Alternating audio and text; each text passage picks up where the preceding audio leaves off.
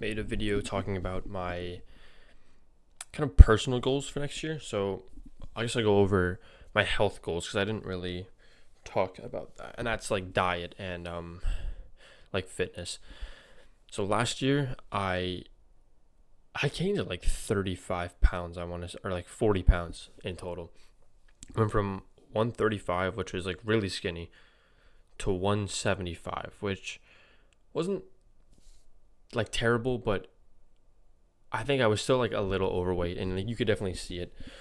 Um, but I worked out pretty consistently. I could have been a little more consistent, but overall, made some good progress, and I cut down, and now I'm at about 150, and I want to say I'm about as lean as I was before, which means I gained like a good amount of muscle. What I want to do the same is I want to eat, in a surplus. I want to keep bulking, but I don't want to do it to the extent that I did it last year. That was too much. I was on 3,500 calories a day, which is a lot. Like, it was tough to hit that goal too. So I think lowering it's like maybe 3,000, and we'll just see how that goes for a little bit. And hopefully it'll be okay.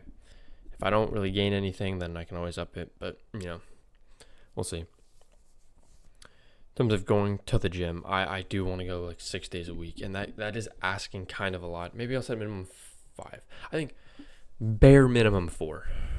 Bare minimum. But ideally 6. 7 is pushing it. I think you need a rest day, but 6 sounds like a good goal. And I think it's just about going the same days and doing the same thing on the same days. Just getting into that habit is really good. I'm on the gym that's closer to my campus this year, so I think it'll be a little more incentivizing to go like midday, which is what I want. But yeah, if I can stay lean and gain muscle, I don't mind gaining a little bit of I don't think it's gonna be as bad as last time. I really overdid it, not to a crazy extent, but more than I would have hoped for.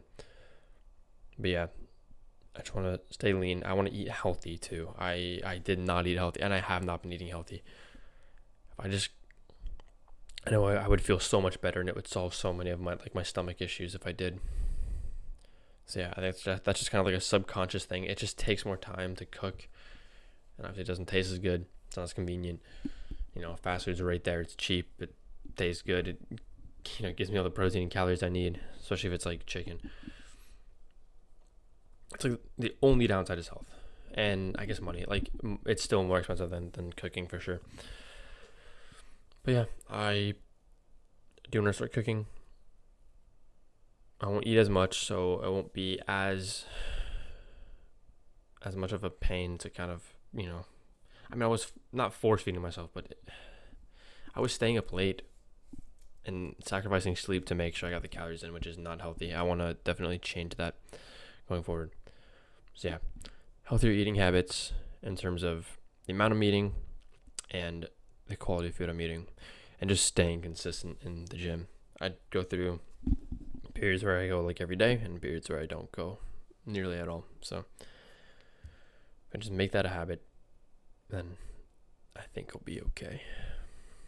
Real quick, something I forgot to mention. Target weight I want to hit. So if I'm 150 now, by December I'd like to hit 160. Maybe that's pushing it a little bit. I think 160 by December is doable. It's going to be a lot of fat though. 155 minimum. I do want to stay lean. Or maybe 160. I don't know. Well, I guess I just kind of have to see how it goes and see how much I'm gaining. And yeah, we'll go from there. If I can cut back down. No, that's kind of unhealthy to think of like a cut before I even go on it. If I can bulk up to maybe 165 by like the beginning of next summer, that would be great. 15 pounds. I can definitely do it. It's just I want to make sure it's muscle and not just fat, and I don't feel like shit all the time, and I don't eat shit food. So yeah, 157. I'll call it for December. Yeah, good middle ground.